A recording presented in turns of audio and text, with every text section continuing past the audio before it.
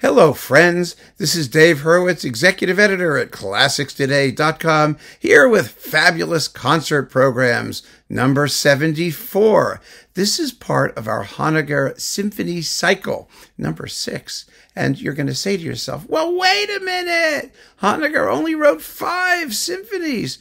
Well, not exactly. There are 2 others that are not part of the canonic cycle of 9 because they are choreographic symphonies. That is, symphonies in the form of ballets or mime in this case.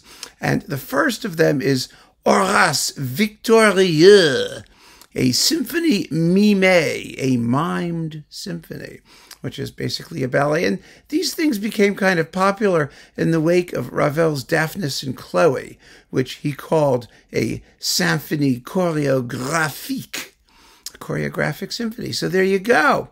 What makes it symphonic? Well, it has themes that recur and that are worked out and developed in a certain way. Horace victorieux is basically one movement, about 22 minutes long. And the plot, it comes from, I think, Livy, or one of those Roman historian people. It's about 2 warring factions. You may have heard it because there's a ballet an opera that was kind of popular called, by I think, Bellini or Donizetti or one of those people did one. It was called like Orazio et Curiae or something like that. There are 2 warring Roman factions. We can just make our lives easy and call some of them the nematodes and the others the crustaceans. So the nematodes and the crustaceans are not getting along, and so to avoid an all-out war, they appoint a group of gladiator types to fight each other to the death and decide which faction comes out on top. What they're fighting about, I have no clue. It doesn't interest me. Anyway, and needless to say, there's a complicated love interest because Horace's sister, I think, is in love with the head of the crustaceans, and he's the head of the nematodes, and they all wind up killing each other, and everybody kills everybody, and they kill everybody. That's the plot.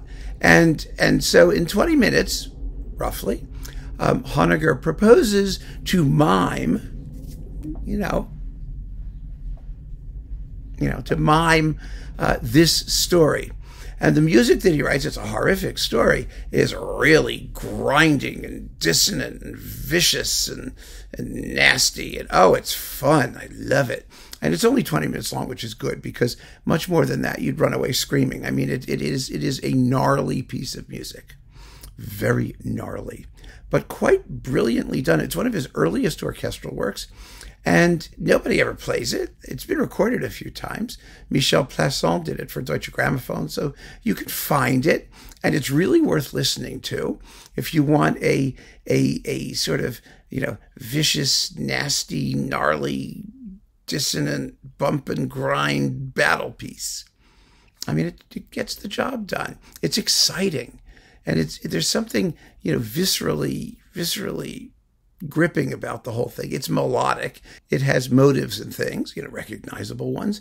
And, you can follow it easily enough. It's just got a very, very high level of dissonance, which, of course, would be typical of a conflict between crustaceans and nematodes. So there you are. And how do we program Horace victorieux?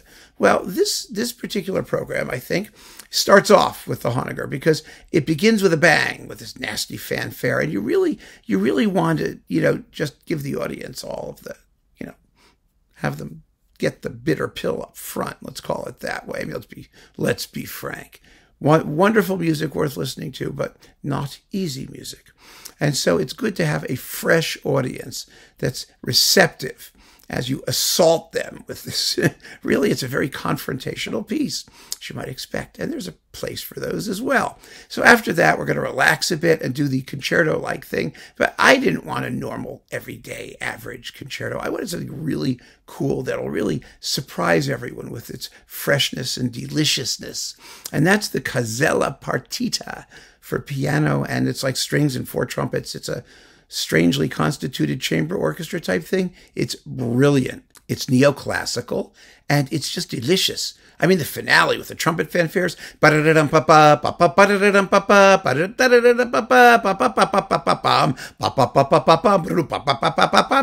Oh my goodness. It's so much fun, and it's not as un-Honeggerian as you could think of. But you have the same sort of, you've got these, the counterpoint, and you've got the fanfares, and you've got all this stuff, but it's used in order to create a neoclassical or neo-baroque bonbon, a brilliant work for piano and orchestra, concerto length, major piece of virtuosic piano writing. No one plays it. They should. It's absolutely marvelous. So that ends the first half. So what do we do on the second half? Well, the second half, I wanted to do something that, you don't see very much these days. And it's just a masterpiece and endless fun. And it sort of combines the best of both worlds, because you do have some of the Honegger, like neutron chords in the brass, and gnarliness, but you also have a wonderful lyricism and a melodic abundance and all of the things that you sort of find in the Casella. And that, to me, is Walton's first symphony. Walton is sort of on the outs now. He was so popular when he was alive, of course, that he died, and then everything got sort of, shunted aside. He gets recorded.